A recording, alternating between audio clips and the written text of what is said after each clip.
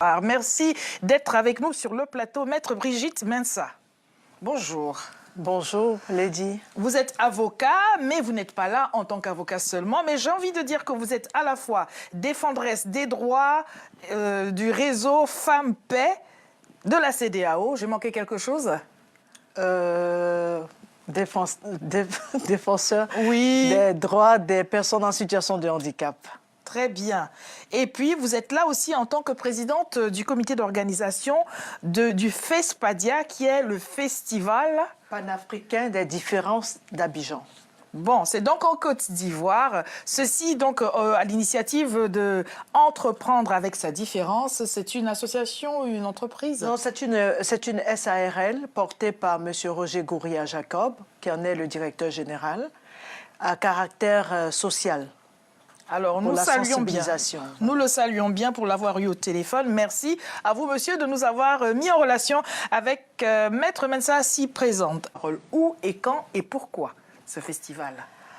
Alors, le FESPADIA, à la question où, je dirais, aura lieu en Côte d'Ivoire, à Abidjan, précisément au complexe Jesse Jackson, à Yopougon.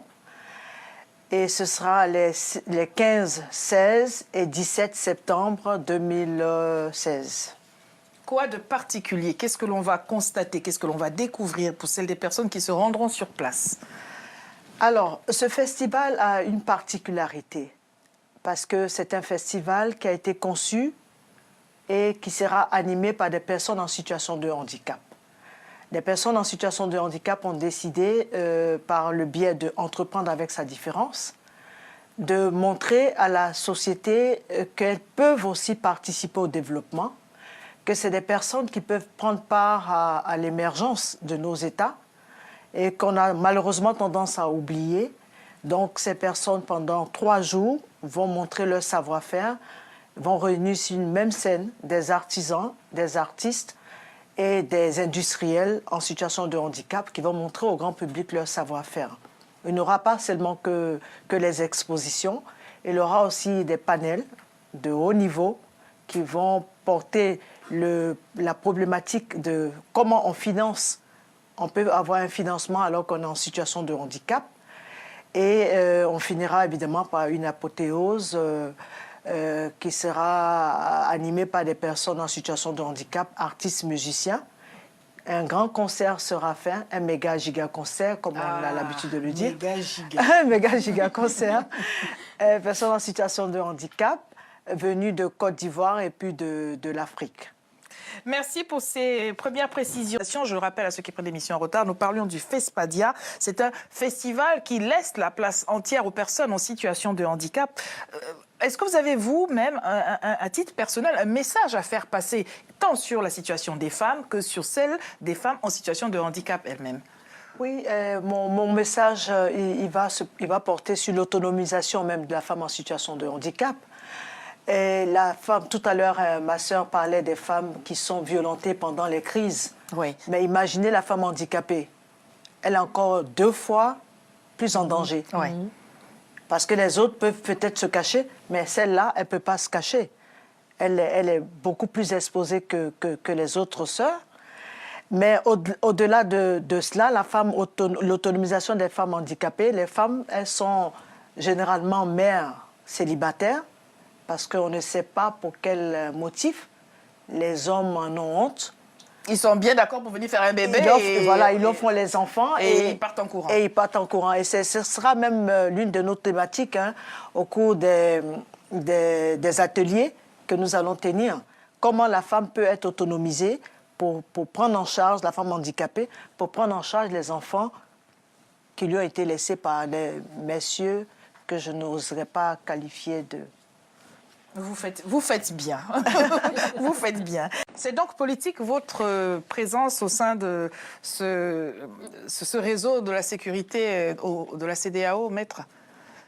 Oui, c'est politique. Je peux même vous dire que récemment, à Abidjan, nous avons eu les élections présidentielles.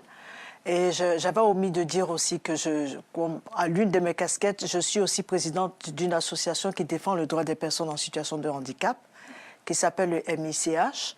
Nous avons donc participé aux côtés du réseau, justement, où je suis membre aussi, à faire de la sensibilisation. La sensibilisation parce qu'on dit que lorsque les canons tonnent, nous devons pouvoir dire non, attention, ne faites pas tonner les canons parce que c'est tout le monde qui perd. C'est tout le monde qui perd. Donc, politique, je peux dire oui, c'est politique. Est-ce qu'on prend les femmes au sérieux aujourd'hui? Parce que, bon, on voit bien que ça et là, elles se mobilisent, elles ont un avis, même là où on ne veut pas leur donner voix au chapitre. Mais est-ce que les sociétés, toutes les sociétés, la Côte d'Ivoire, le Burundi, l'Afrique, le continent et le reste du monde d'ailleurs, est-ce que vraiment on est prêt à accepter que les femmes n'aient pas seulement un avis, mais qu'elles prennent les choses en main, par exemple? Je peux dire même que les femmes ne donnent même pas la possibilité aux gens de réfléchir. Elles prennent les choses en main. Bon. Elles prennent les choses en main et elles ont raison de prendre les choses en main. Parce que ce sont elles qui portent la vie. Ce sont elles qui donnent la vie. Elles ne peuvent pas donner la vie et puis regarder des personnes venir la détruire. Endeuiller des familles entières, rendre des personnes handicapées du jour au lendemain. Vous retrouverez en fauteuil roulant alors que vous vaquiez à vos occupations. Oui, nous sommes au devant et nous nous battons pour aller de l'avant. Que vous disent les autres femmes, Brigitte Mensah, quand vous voulez les mobiliser, que vous êtes engagée en faveur de la question des personnes en situation de handicap et des femmes notamment? Est-ce que les autres femmes ne vous disent pas « Oui, mais nous, on ne peut pas tout faire, on a déjà le handicap à gérer ». Quel est le retour que vous pouvez recueillir auprès de ce public? Du public des femmes handicapées? Oui. Mais elles se réjouissent de savoir qu'il y a des gens qui portent le message. Parce que, comme je l'ai dit, elles sont doublement marginalisées. Je dirais même triplement marginalisées. Elles sont femmes, elles sont handicapées et généralement n'ont pas les moyens. Personne ne leur donne la possibilité de s'exprimer. Donc, quand leurs sœurs prennent les devants pour les défendre, parce qu'elles défendent le combat de toutes les femmes. Bien sûr. Donc, les femmes handicapées applaudissent de toutes les mains. Je voudrais, avant que nous rendions l'antenne, mesdames, rappeler donc, maître, si vous le voulez bien, la date et le lieu du FESPADIA. C'est notre page agenda et nous voulons encourager tous nos téléspectateurs à se mobiliser pour cet événement. C'est donc à Abidjan. On va rappeler les dates, maître.